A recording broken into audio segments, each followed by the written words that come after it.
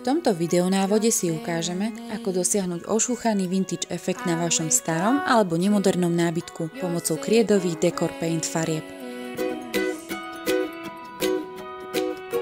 Výhodou týchto farieb je, že povrch netreba predtým zbrúsiť, stačí ho odmastiť obyčajnou handrou.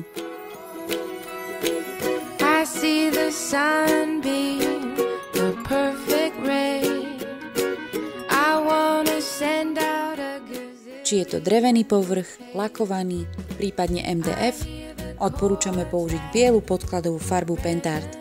Táto komoda je dokonca MDF-ková s fóliou.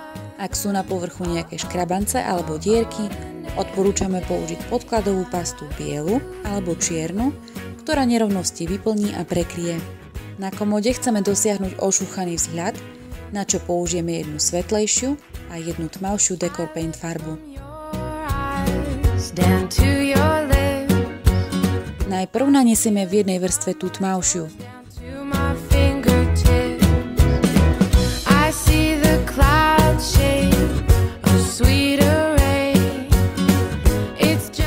Farba schne v závislosti od hrúbky náteru asi 30 minút.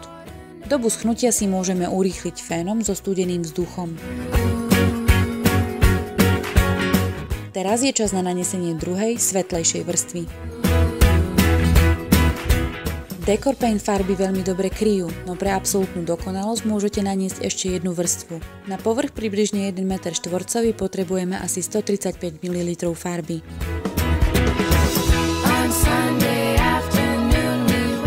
Vnútro vyleštíme čistou, mäkkou handrou a vonkajšok obrúsime jemným brúsnym papierom.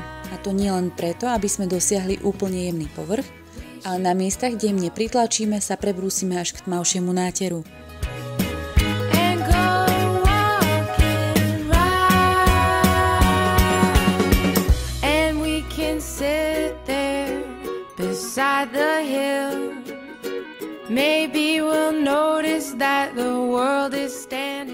Po dobrúsení povrch ošetríme transparentnou voskovou pastou alebo farebnými voskovými pastami, ktoré tiež nájdete v našej ponuke. Je dôležité si zapamätať, že ak bude nábytok vystavený vlhkému prostrediu, je lepšie namiesto voskovej pasty použiť matný lak na vodnej báze alebo špeciálne dekoračné laky určené priamo na Decor Paint farby.